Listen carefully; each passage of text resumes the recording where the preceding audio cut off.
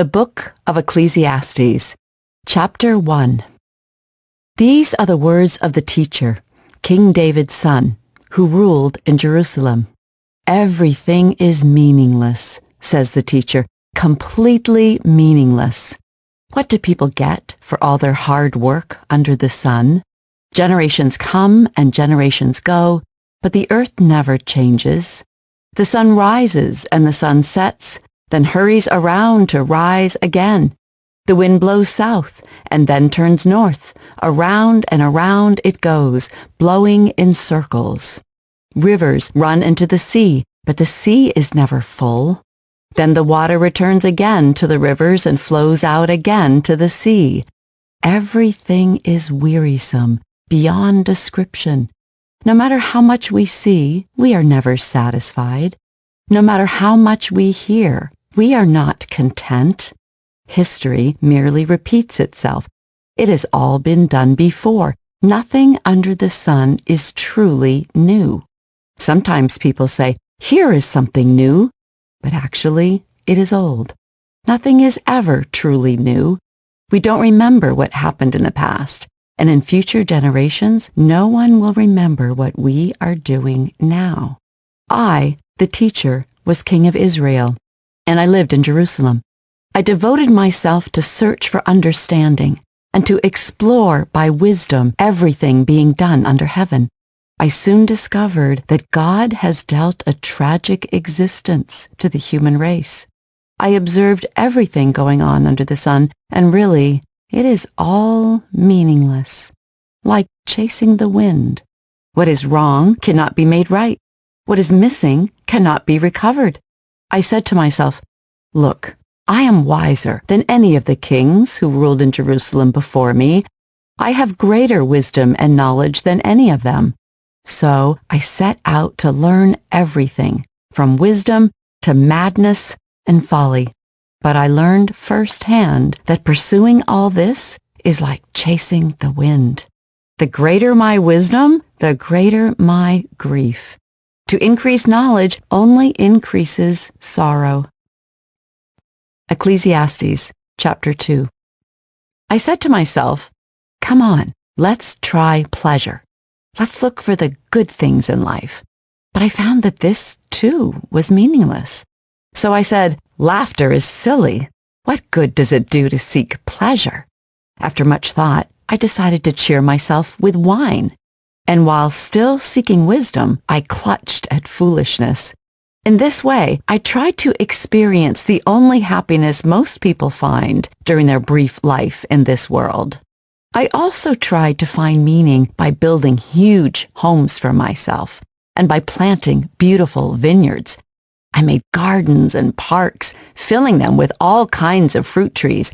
I built reservoirs to collect the water to irrigate my many flourishing groves. I bought slaves, both men and women, and others were born into my household.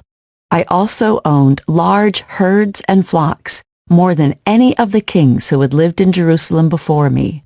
I collected great sums of silver and gold, the treasure of many kings and provinces.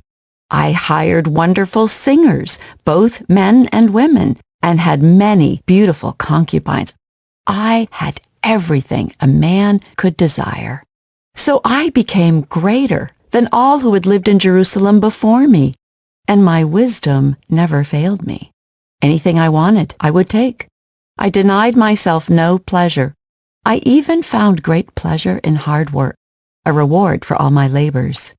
But as I looked at everything I had worked so hard to accomplish, it was all so meaningless, like chasing the wind. There was nothing really worthwhile anywhere.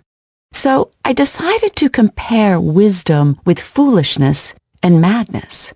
For who can do this better than I, the king? I thought, wisdom is better than foolishness, just as light is better than darkness. For the wise can see where they are going, but fools walk in the dark. Yet I saw that the wise and the foolish share the same fate. Both will die. So I said to myself, since I will end up the same as the fool, what's the value of all my wisdom? This is all so meaningless. For the wise and the foolish both die. The wise will not be remembered any longer than the fool. In the days to come, both will be forgotten. So I came to hate life, because everything done here under the sun is so troubling. Everything is meaningless, like chasing the wind. I came to hate all my hard work here on earth, for I must leave to others everything I have earned. And who can tell whether my successors will be wise or foolish? Yet they will control everything I have gained by my skill and hard work under the sun. How meaningless.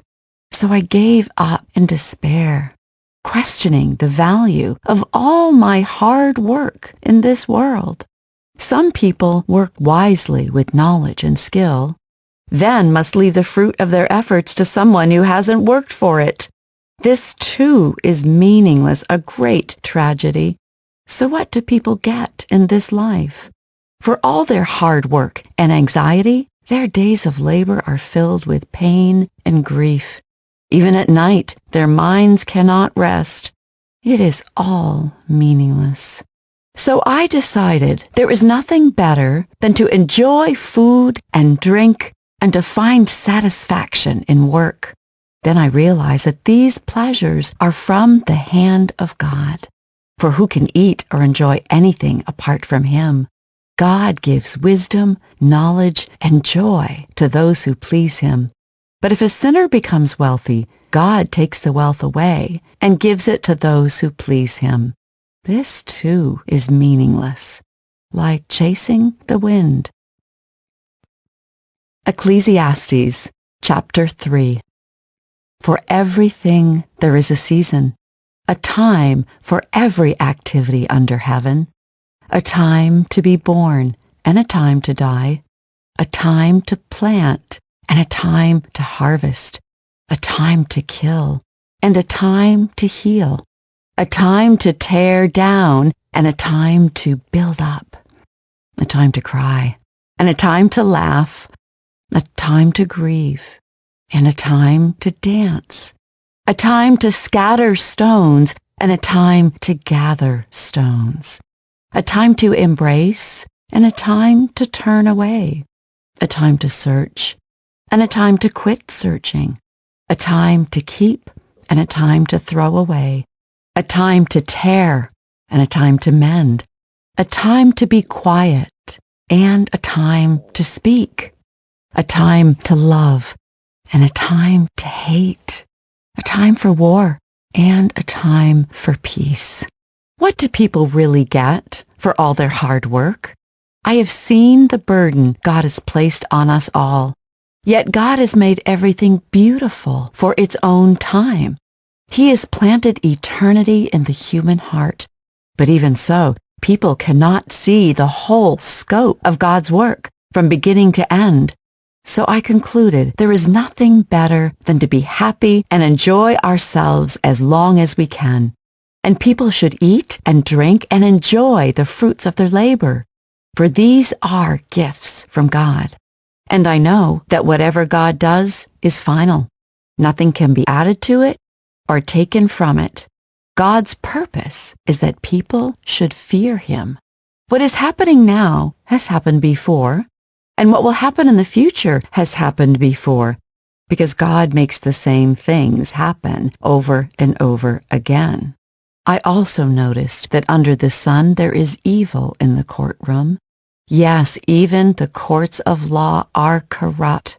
I said to myself, in due season God will judge everyone, both good and bad, for all their deeds.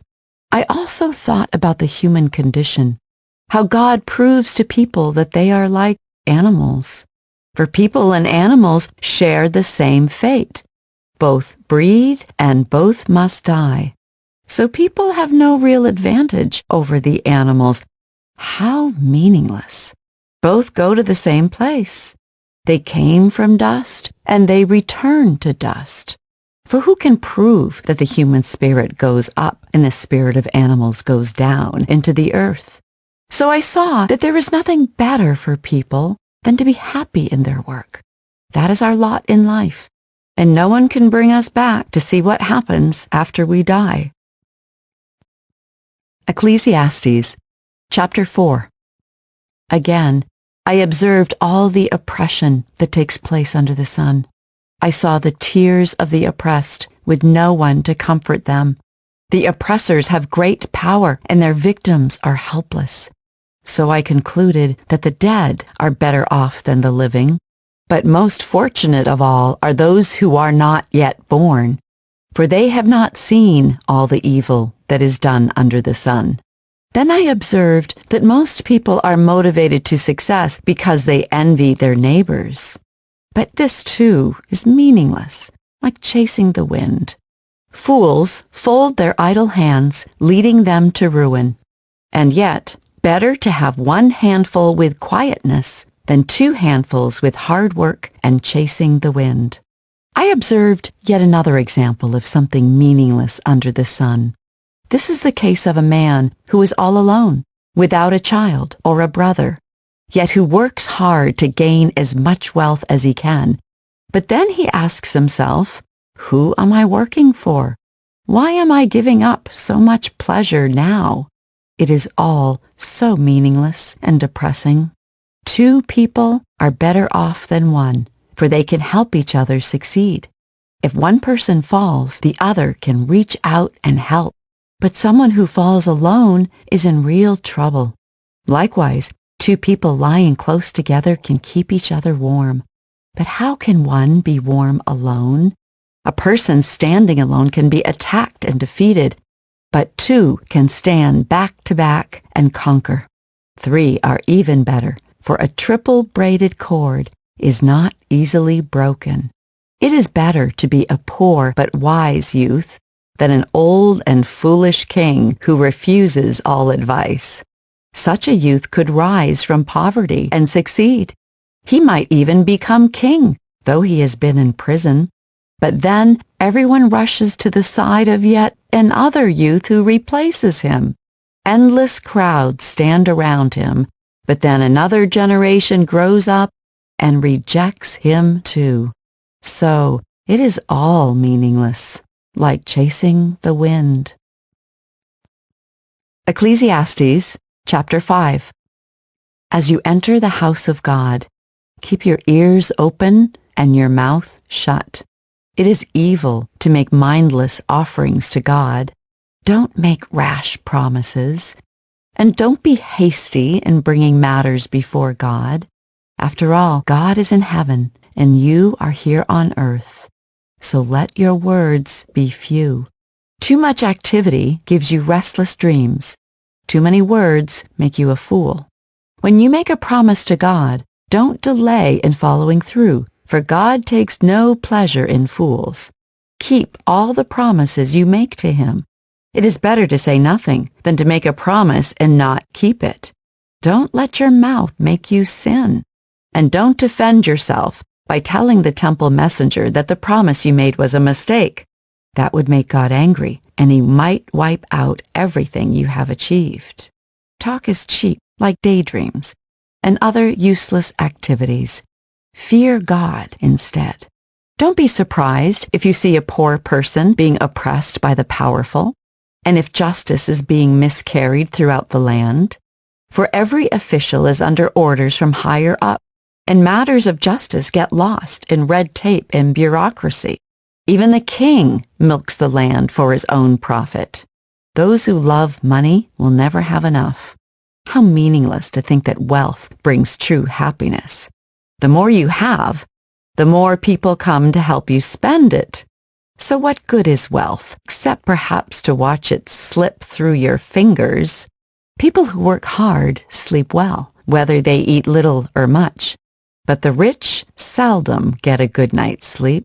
There is another serious problem I have seen under the sun. Hoarding riches harms the saver. Money is put into risky investments that turn sour, and everything is lost.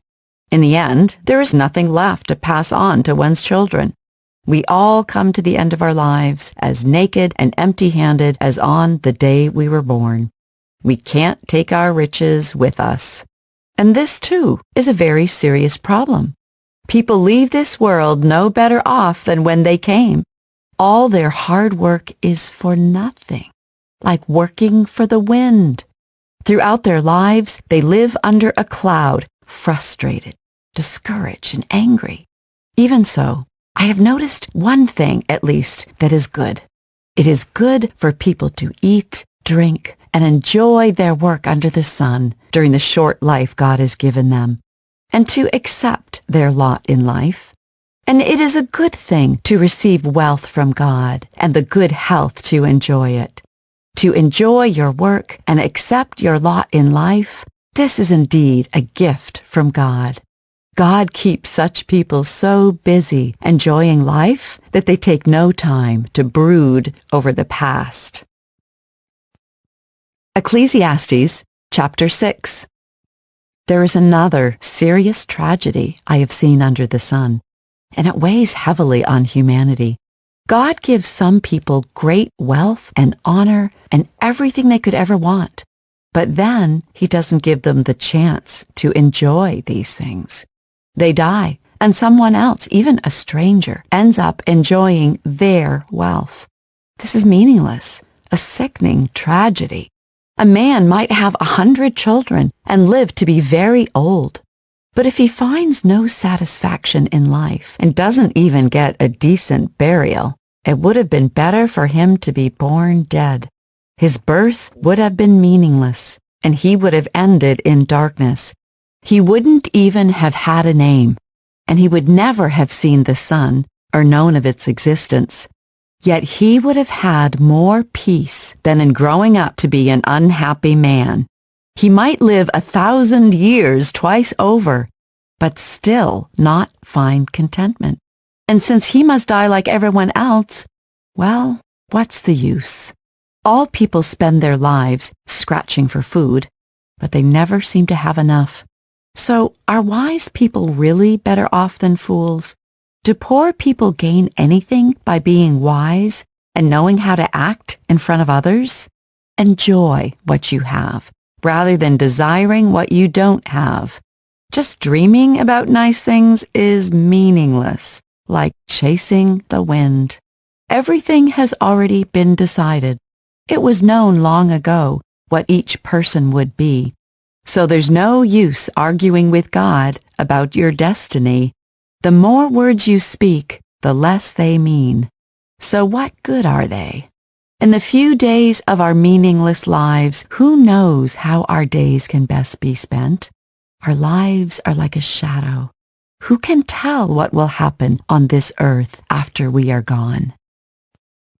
Ecclesiastes, chapter 7. A good reputation is more valuable than costly perfume, and the day you die is better than the day you are born. Better to spend your time at funerals than at parties. After all, everyone dies. So the living should take this to heart. Sorrow is better than laughter, for sadness has a refining influence on us. A wise person thinks a lot about death, while a fool thinks only about having a good time. Better to be criticized by a wise person than to be praised by a fool. A fool's laughter is quickly gone, like thorns crackling in a fire. This also is meaningless. Extortion turns wise people into fools, and bribes corrupt the heart. Finishing is better than starting. Patience is better than pride.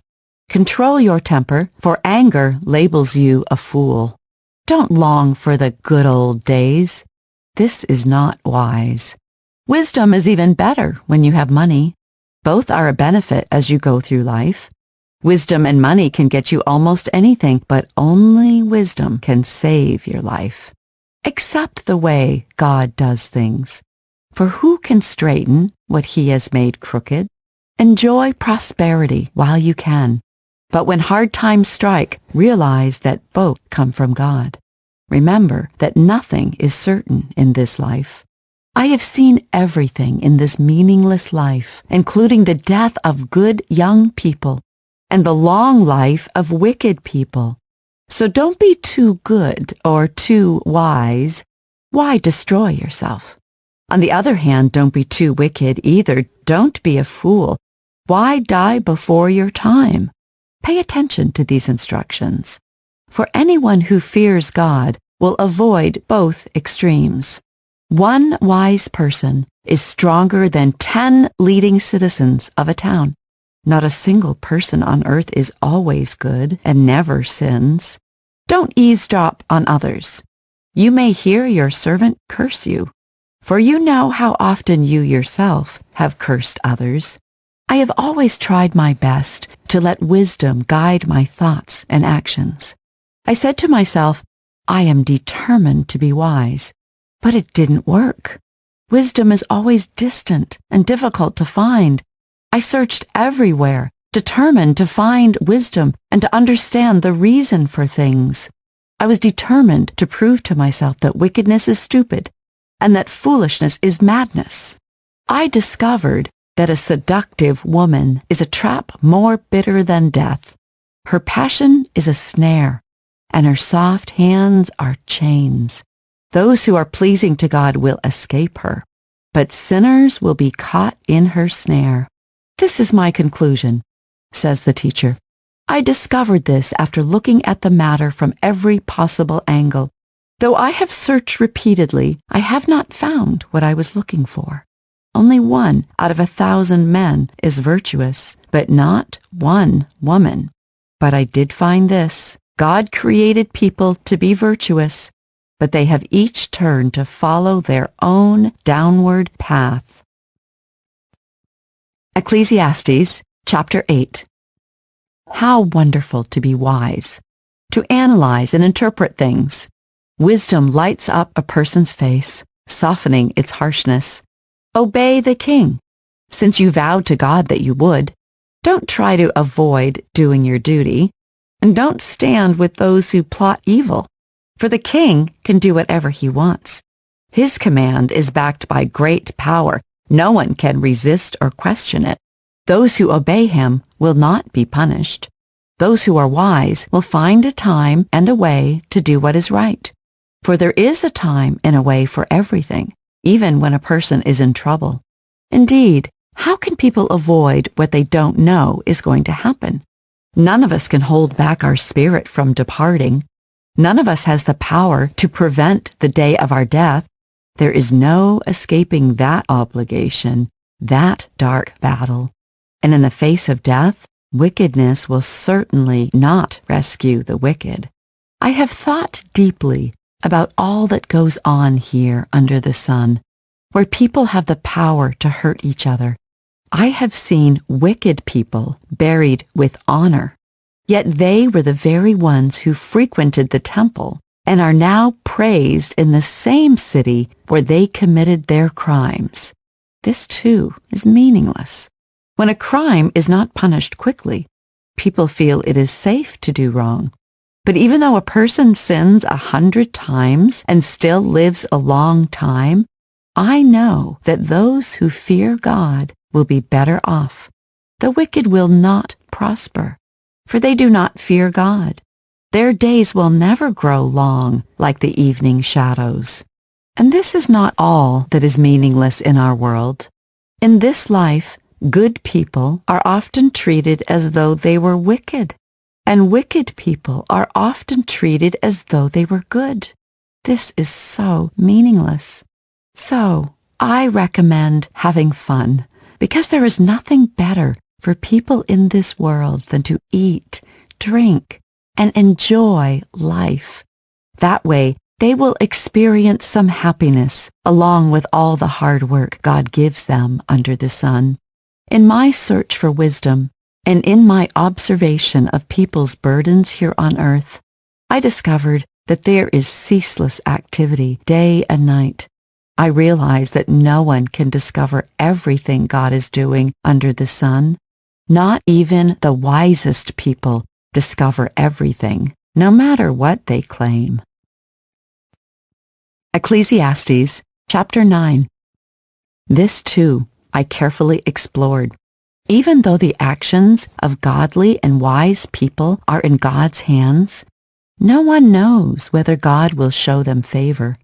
The same destiny ultimately awaits everyone, whether righteous or wicked, good or bad, ceremonially clean or unclean, religious or irreligious. Good people receive the same treatment as sinners, and people who make promises to God are treated like people who don't. It seems so wrong that everyone under the sun suffers the same fate. Already twisted by evil, people choose their own mad course, for they have no hope. There is nothing ahead but death anyway. There is hope only for the living. As they say, it's better to be a live dog than a dead lion. The living at least know they will die, but the dead know nothing. They have no further reward, nor are they remembered. Whatever they did in their lifetime, loving, hating, envying, is all long gone. They no longer play a part in anything here on earth. So go ahead, eat your food with joy, and drink your wine with a happy heart, for God approves of this. Wear fine clothes with a splash of cologne. Live happily with the woman you love through all the meaningless days of life that God has given you under the sun. The wife God gives you is your reward for all your earthly toil. Whatever you do, do well. For when you go to the grave, there will be no work or planning or knowledge or wisdom. I have observed something else under the sun. The fastest runner doesn't always win the race, and the strongest warrior doesn't always win the battle. The wise sometimes go hungry, and the skillful are not necessarily wealthy, and those who are educated don't always lead successful lives. It is all decided by chance, by being in the right place at the right time. People can never predict when hard times might come. Like fish in a net or birds in a trap, people are caught by sudden tragedy. Here is another bit of wisdom that has impressed me as I have watched the way our world works. There was a small town with only a few people, and a great king came with his army and besieged it. A poor, wise man knew how to save the town, and so it was rescued. But afterward, no one thought to thank him. So even though wisdom is better than strength, those who are wise will be despised if they are poor. What they say will not be appreciated for long. Better to hear the quiet words of a wise person than the shouts of a foolish king. Better to have wisdom than weapons of war. But one sinner can destroy much that is good. Ecclesiastes chapter 10. As dead flies cause even a bottle of perfume to stink, so a little foolishness spoils great wisdom and honor. A wise person chooses the right road. A fool takes the wrong one. You can identify fools just by the way they walk down the street. If your boss is angry at you, don't quit. A quiet spirit can overcome even great mistakes. There is another evil I have seen under the sun. Kings and rulers make a grave mistake when they give great authority to foolish people and low positions to people of proven worth. I have even seen servants riding horseback like princes, and princes walking like servants. When you dig a well, you might fall in. When you demolish an old wall, you could be bitten by a snake. When you work in a quarry, stones might fall and crush you. When you chop wood, there is danger with each stroke of your axe. Using a dull axe requires great strength. So sharpen the blade.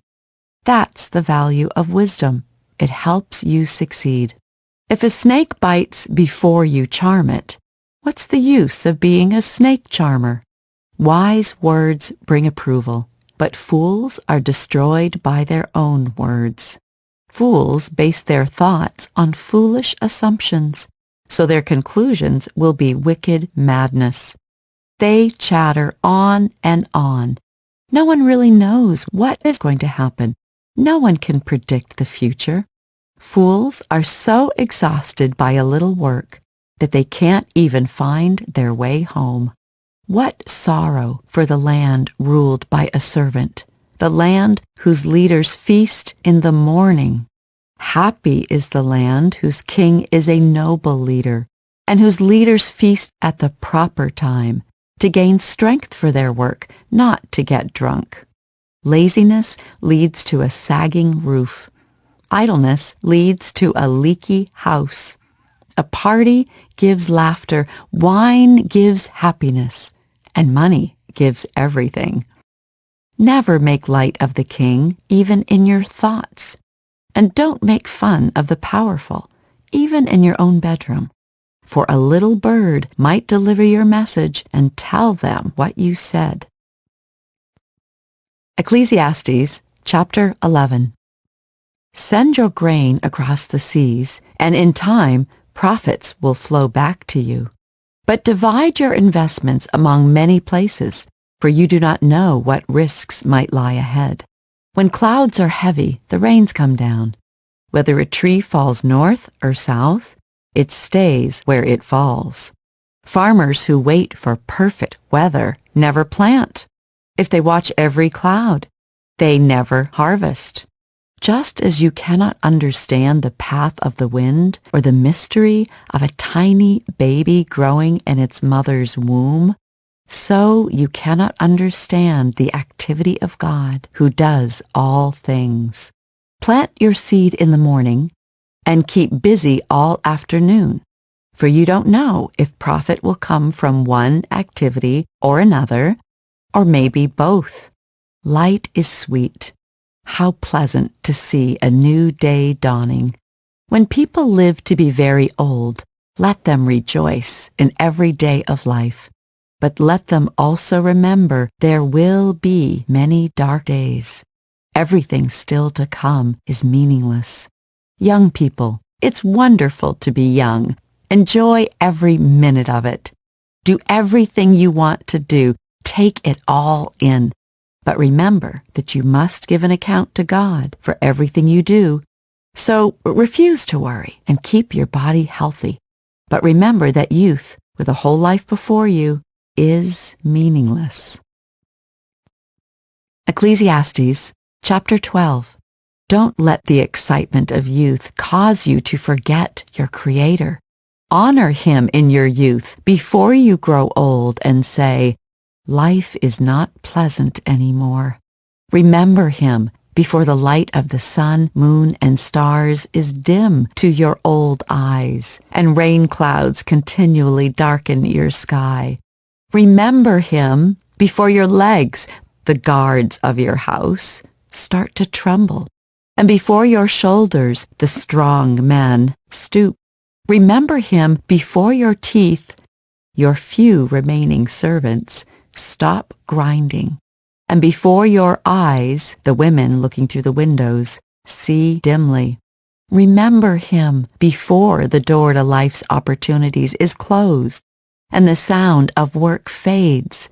Now you rise at the first chirping of the birds, but then all their sounds will grow faint. Remember Him before you become fearful of falling and worry about danger in the streets. Before your hair turns white like an almond tree in bloom, and you drag along without energy like a dying grasshopper, and the caperberry no longer inspires sexual desire. Remember Him before you near the grave, your everlasting home, when the mourners will weep at your funeral. Yes, remember your Creator now, while you are young, before the silver cord of life snaps and the golden bowl is broken. Don't wait until the water jar is smashed at the spring and the pulley is broken at the well, for then the dust will return to the earth, and the spirit will return to God who gave it. Everything is meaningless, says the teacher, completely meaningless. Keep this in mind. The teacher was considered wise, and he taught the people everything he knew. He listened carefully to many proverbs, studying and classifying them. The teacher sought to find just the right words to express truths clearly. The words of the wise are like cattle prods, painful but helpful. Their collected sayings are like a nail-studded stick with which a shepherd drives the sheep. But, my child, let me give you some further advice. Be careful, for writing books is endless, and much study wears you out. That's the whole story. Here now is my final conclusion. Fear God and obey His commands, for this is everyone's duty. God will judge us for everything we do, including every secret thing, whether good or bad.